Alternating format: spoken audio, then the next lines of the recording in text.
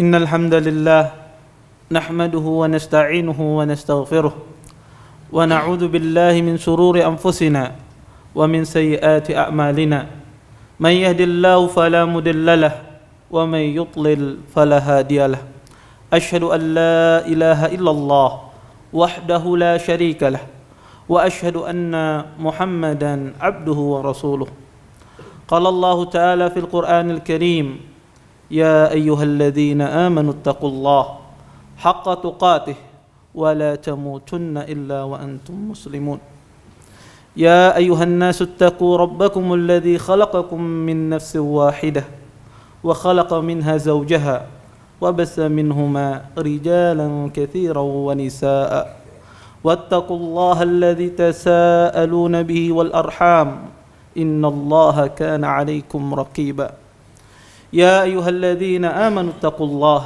وقولوا قولا سديدا يصلح لكم أعمالكم ويغفر لكم ذنوبكم ومن يطع الله ورسوله فقد فاز فوزا عظيما فإن أصدق الحديث كتاب الله وخير الهدي هدي محمد صلى الله عليه وسلم وشر الأمور محدثاتها وكل محدثة في الدين بدعة وكل بدعة ضلالة وكل ضلالة في النار أما بعد. Hadirin sidang Jumat yang dimuliakan oleh Allah Subhanahu wa taala. Tidak ada manusia yang hidup di muka bumi ini pasti dan mesti akan diuji oleh Allah Subhanahu wa taala. Baik dia seorang muslim ataukah dia seorang kafir.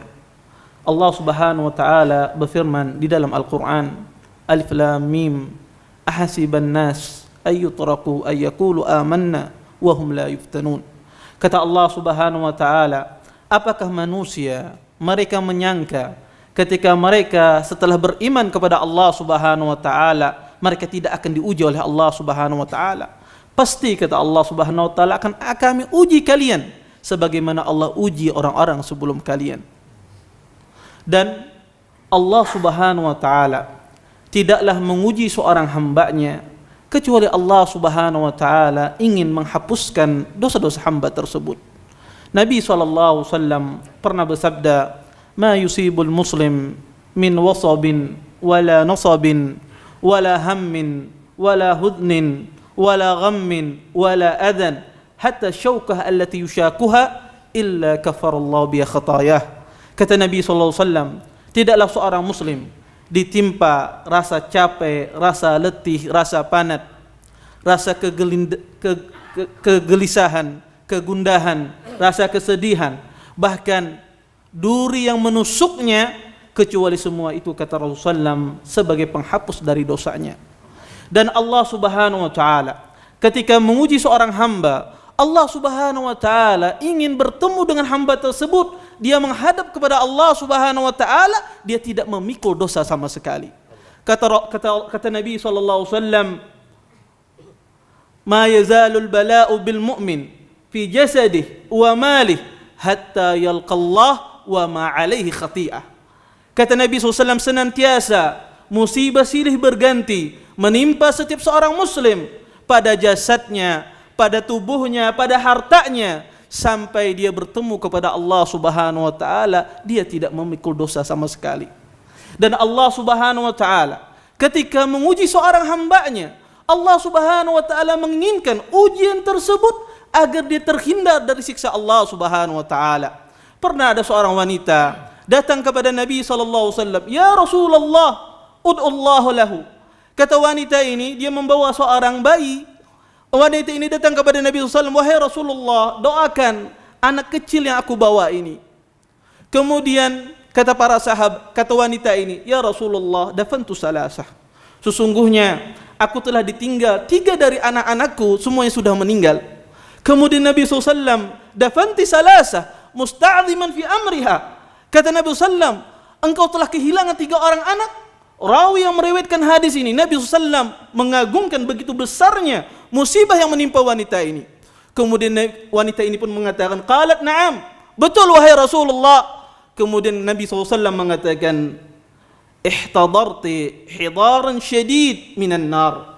Kata Nabi SAW, sesungguhnya engkau telah membuat perisai bagimu, perisai yang sangat kuat dari api neraka. Dan Allah Subhanahu wa taala ketika memberikan ujian kepada satu muslim, Allah Subhanahu wa taala tidak menguji seorang hambanya sesuai dengan kemampuannya. Kata Nabi sallallahu alaihi wasallam, "Yubtala ar-rajul ala hasbi dinihi." Sesungguhnya seseorang akan diuji oleh Allah Subhanahu wa taala sesuai dengan kadar keimanannya kepada Allah Subhanahu wa taala. In kana fi dini salabatan zida fi balaihi. Jika agamanya kuat, imannya kuat kepada Allah, maka akan ditambah ujian tersebut. Wa in kana fi dini riqqatan khuffifa an. Dan jika seandainya imannya lemah, agamanya lemah, maka Allah ringankan ujian terhadap hamba tersebut. Dan Allah Subhanahu wa taala tidaklah berbuat zalim kepada hambanya. Wa ma kana rabbuka bidhallamin lil 'abid. Sesungguhnya Tuhanmu tidaklah pernah berbuat zalim kepada seorang hamba. Oleh karenanya, seorang muslim ketika dia diuji oleh Allah Subhanahu wa taala dengan berbagai macam ujian, ujian pada jasadnya, ujian pada hartanya, maka sikap yang pertama yang harus dia miliki, dia meyakini bahwasanya Allah Subhanahu wa taala yang memberikan ujian tersebut tidak pernah berbuat zalim kepada hambanya. Dialah zat yang memberikan ujian tersebut yang maha penyayang, yang lebih sayang kepada hambanya daripada kasih sayang seorang ibu kepada anaknya. Rasulullah sallallahu alaihi wasallam pernah berkata kepada para sahabat ketika ada seorang wanita menjadi tawanan perang dan dia terpisahkan dengan bayinya. Kemudian wanita ini pun begitu gelisahnya dia mencari bayinya. Kemudian dia menemukan bayinya, bayi tersebut dipeluknya, dirangkulnya, begitu bahagianya.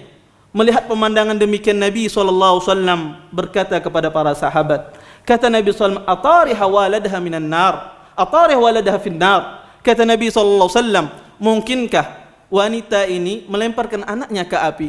Kata para sahabat, la ya Rasulullah, tidak mungkin. Bagaimana ibu yang berpisah dari anaknya bisa tega melemparkan anaknya ke api? Kata Nabi SAW, wallahu arham min hadhihi biwaladiha. Demi Allah, kata Nabi SAW, sesungguhnya Allah itu lebih sayang kepada hambanya daripada seorang wanita ini kepada anaknya. Oleh karena itu, seorang muslim harus memiliki keyakinan yang sangat luar biasa kepada Allah Subhanahu wa taala. Ketika dia diuji oleh Allah Subhanahu wa taala, dia meyakini Allah tidak berbuat zalim kepadanya. Sesungguhnya Allah bermuamalah kepada dia sesuai dengan ilmunya. Kenapa si fulan Allah kasih rezeki yang banyak? Kenapa si fulan Allah sempitkan rezekinya? Kenapa si fulan mendapatkan kenikmatan yang begitu banyak? Kenapa si fulan jasadnya sehat? Kenapa si fulan ditimpa berbagai macam penyakit?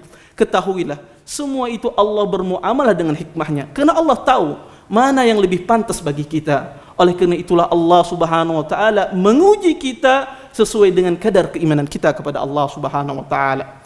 Kaum muslimin sidang Jumat yang dimuliakan oleh Allah Subhanahu wa taala. Kalau kita melihat ujian yang ada di muka bumi ini berdasarkan Al-Quran dan hadis-hadis Nabi SAW, maka ujian di muka bumi ini tidak terlepas dari dua hal. Pertama, ada ujian tersebut yang berkaitan dengan kenikmatan yang Allah berikan kepada kita, berupa kenikmatan harta, kenikmatan memiliki keluarga, kenikmatan diberikan kesehatan. Kadang-kadang ada manusia diuji oleh Allah Subhanahu wa taala, diambil kenikmatan ini, diambil kesehatannya, diambil anaknya, diambil istrinya, diambil suaminya, diambil hartanya oleh Allah Subhanahu wa taala. Pasti ada di antara kaum muslimin diuji oleh Allah dengan ujian semacam ini. Karena Allah Subhanahu wa taala berfirman dalam Al-Qur'an, "Wala nabluwannakum bi syai'in minal khaufi wal ju' wa naqsim minal amwali wal anfusi was samarat." Wabashir sabirin. Kata Allah Subhanahu wa taala, sungguh akan kami uji sebahagian kalian dari rasa ketakutan, dari rasa kelaparan, dari kekurangan harta, kekurangan jiwa dan kekurangan buah-buahan. Wabashir sabirin, dan beritakanlah, kata Allah, kabar gembira kepada orang-orang yang bersabar. Kaum muslimin sidang Jumat yang dimuliakan oleh Allah Subhanahu wa taala, kalau kita diuji oleh Allah Subhanahu wa taala dengan ujian semacam ini, ya, diambil kenikmatan semacam ini, apa sikap kita? Apa yang harus kita perbuat di hadapan Allah Subhanahu wa taala? Maka Hal yang pertama yang kita lakukan ketika seseorang diuji dengan ujian semacam ini, selain dia bersabar, dia berzikir dan memuji Allah Subhanahu wa taala. Kalau kita melihat cerita para nabi-nabi SAW, seperti itulah mereka menghadapi ujian ketika mereka diuji dengan ujian semacam ini. Nabi Ayyub alaihissalam diuji dengan puluhan tahun berbagai macam penyakit. Dan Nabi Ayyub malu kepada Allah Subhanahu wa taala mengangkat tangannya. Beliau diuji dengan diambil anaknya, diambil keluarganya, diambil hartanya, bahkan tubuh beliau ditimpa berbagai macam penyakit.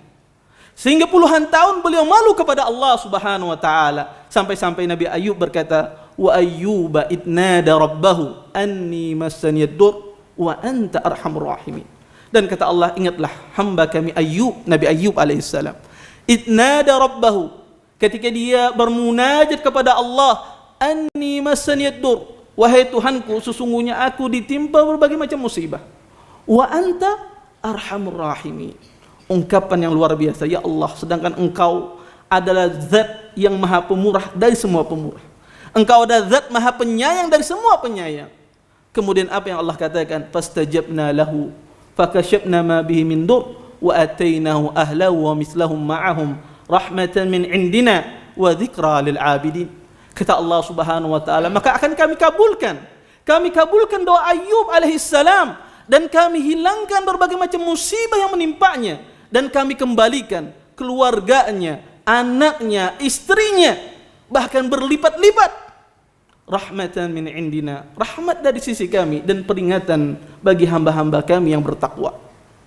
Dan kalaulah kita melihat pada kehidupan para sahabat Nabi SAW, mereka ketika ditimpa ujian, mereka bersabar dan memuji Allah Subhanahu wa taala. Ummi Salamah radhiyallahu anha, ketika beliau ditinggal oleh Abu Salamah, Ummi Salamah berkata dalam hati beliau, "Man khair min Abi Salamah?" Siapa yang terbaik daripada Abi Salamah? Tidak ada. Karena dalam pikiran Ummi Salamah, Abu Salamah adalah role model, suami yang ideal, yang luar biasa.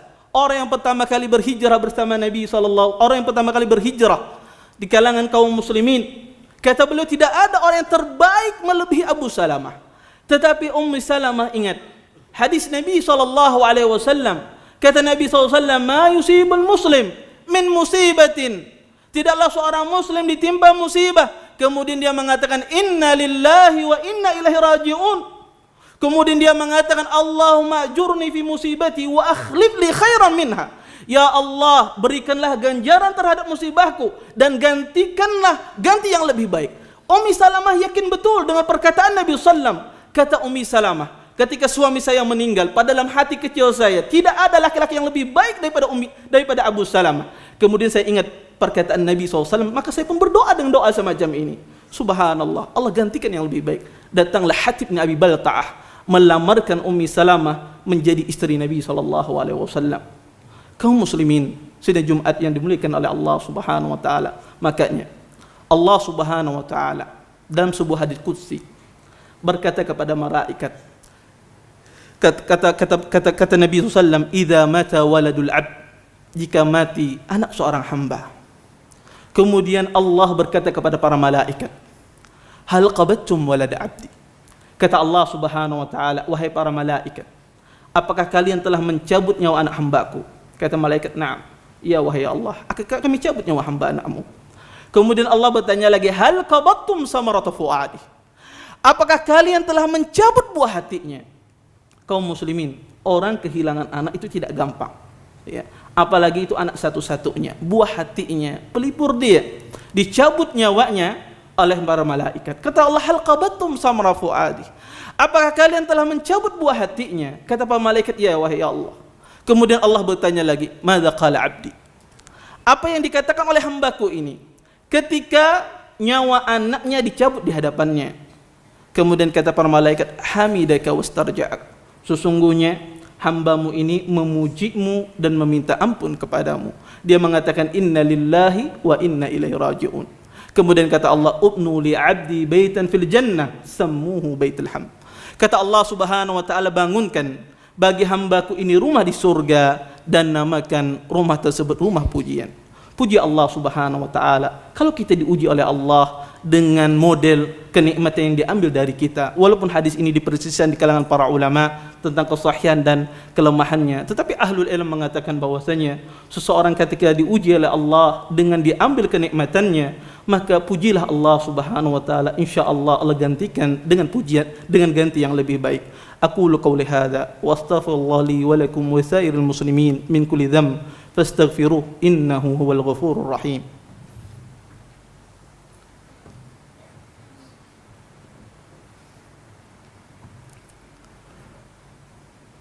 Innal hamdalillah nahmaduhu wa nasta'inuhu wa nastaghfiruh wa na'udzu billahi min shururi anfusina wa min sayyiati a'malina may yahdihillahu fala mudilla lahu wa may yudlil fala hadiya lahu asyhadu an la ilaha illallah wahdahu la syarika lahu wa asyhadu anna Muhammadan abduhu wa rasuluh.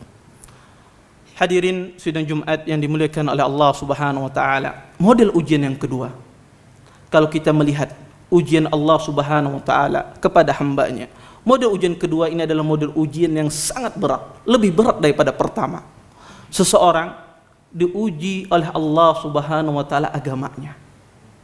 Seseorang diuji oleh Allah Subhanahu wa taala imannya. Bisa jadi dia dulunya orang yang istiqamah, menjadi orang yang bermaksiat kepada Allah Subhanahu wa taala. Bisa jadi dia diuji oleh Allah dengan istrinya, yang dulunya istrinya yang taat kepada Allah menjadi istri yang bermaksiat. Bisa jadi dia diuji oleh Allah dengan anak kesayangannya, yang dulunya dia mengharapkan anaknya menjadi anak yang taat, yang senantiasa mendoakan kepadanya, ternyata ya, anaknya menjadi anak yang durhaka, menjadi anak yang jauh dari ketaatan kepada Allah Subhanahu wa taala. Ujian kedua ini ujian yang sangat berat, ya. Dan apa yang harus dilakukan seorang muslim ketika ujian ini menimpa pada agamanya? Nabi SAW mengajarkan kepada kita, kalau kita diuji oleh Allah dengan ujian yang sifatnya berbentuk agama, maka mintalah kepada Allah Subhanahu wa taala, sering-sering minta kepada Allah Subhanahu wa taala hidayah, petunjuk kepada Allah Subhanahu wa taala. Rasulullah SAW sering beliau mengatakan, Allahumma inni as'alukal huda wat tuqa wal afaf wal ghina. Ya Allah, aku meminta kepadamu hidayah. Rasulullah SAW orang yang dijamin masuk surga, orang yang dijamin oleh Allah Subhanahu wa taala tidak tersesat, orang yang tidak tergelincir dalam kesalahan. Sering beliau meminta hidayah kepada Allah Subhanahu wa taala. Makanya Ummi Salamah sering mendengar Nabi SAW mengatakan, ya muqallibal qulub tsabbit qalbi ala dinik. Wahai Tuhan yang memutarbalikkan hati, tetapkanlah hatiku pada agamamu. Kemudian kata Ummi Salamah, ya Rasulullah, ma aktsara du'aik. Sesungguhnya aku sering mendengar engkau menyebutkan doa ini. Apa gerangan? Apa sebabnya engkau sering berdoa dengan doa semacam ini? Kemudian kata Nabi SAW, ya Ummi Salamah, inna qalba ibni Adam baina isba'aini min asabi'ir rahman yuqallibuha man yasha in sya'a aqam wa in sya'a adhaq. Kata Nabi SAW, wahai Ummi Salamah, sesungguhnya hati manusia berada pada jari jemari Allah Subhanahu wa taala. Jika Allah Subhanahu wa taala ingin menghendaki hati tersebut istiqamah, maka orang tersebut akan istiqamah. Tetapi jika Allah Subhanahu wa taala menghendaki hati orang tersebut tergelincir, maka dia akan tergelincir. Makanya mintalah kepada Allah Subhanahu wa taala hidayah, petunjuk kepada Allah Subhanahu wa taala. Dan jika seandainya ujian agama tersebut tidak menimpa Anda, tetapi menimpa anak Anda, menimpa orang yang Anda cintai, orang tua Anda, ayah Anda, ibu Anda, maka sering-seringlah memintalah kepada Allah Subhanahu wa taala hidayah dan perbanyaklah ketaatan kita kepada Allah Subhanahu wa taala. Sa'id ibn Musayyib pernah berkata kepada anaknya, beliau mengatakan, ya bunayya, innama jittus salah min ajlik. Wahai anakku, sesungguhnya bapakmu ini memperbanyak perkara ibadah salat sunnahnya. Aku berharap dengan salatku Allah Subhanahu wa taala menjagamu, menuntunmu, membimbingmu. Dan Allah Subhanahu wa taala memberikan banyak solusi. Jika seorang ayah, seorang ibu, seorang tua gagal dalam mendidik anaknya, gagal dalam memberikan petunjuk kepada anaknya, maka janganlah dia berputus asa kepada Allah Subhanahu wa taala. Tingkatkanlah imannya, ketakwaan dia, ibadah dia kepada Allah Subhanahu wa taala. Niscaya ketakwaan seorang muslim, ketakwaan seorang ayah, ketakwaan seorang ibu bermanfaat bagi anaknya. Dan ini Allah jelaskan di dalam Al-Quran. Allah berfirman dalam surah At-Tur, kata Allah, walladzina amanu wa tabathum dzurriyyatuhum biimanin alhaqna bihim dzurriyyatahum. Kata Allah Subhanahu wa taala, dan adapun orang-orang yang beriman dan diikuti oleh anak keturunan mereka yang beriman pula kepada Allah. Imam Ibnu Katsir menafsirkan ayat ini, kata beliau, walaupun seorang anak tersebut jauh dia dari ketaatan kepada Allah, walaupun sang anak tersebut imannya berbeda jauh dengan iman bapaknya, tetapi ketika dia mati dalam keadaan beriman kepada Allah Subhanahu wa taala, maka Allah kumpulkan dia bersama orang tuanya di surga. Allah kumpulkan dia bersama orang tuanya di surga akibat ketakwaan ayahnya, akibat ketakwaan ibunya, karena ketakwaan seorang muslim bermanfaat bagi keluarga terdekatnya.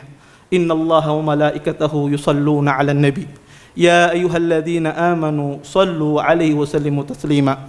Allahumma salli 'ala Muhammad wa 'ala ali Muhammad kama sallaita 'ala Ibrahim wa 'ala ali Ibrahim innaka Hamidum Majid. Allahumma ighfir muslimina wal muslimat والمؤمنين والمؤمنات الأحياء منهم والأموات إنك سميع قريب مجيب الدعوات. ربنا لا تزغ قلوبنا بعد إذ هديتنا وهب لنا من لدنك رحمة إنك أنت الوهاب. ربنا آتنا في الدنيا حسنة وفي الآخرة حسنة وقنا عذاب النار. قيم الصلاة. Terima kasih. Jazakumullah khairan wa barakallahu fikum. Video ini dibuat atas partisipasi dari donasi Anda. Semoga menjadi amal jariah bagi Anda semuanya.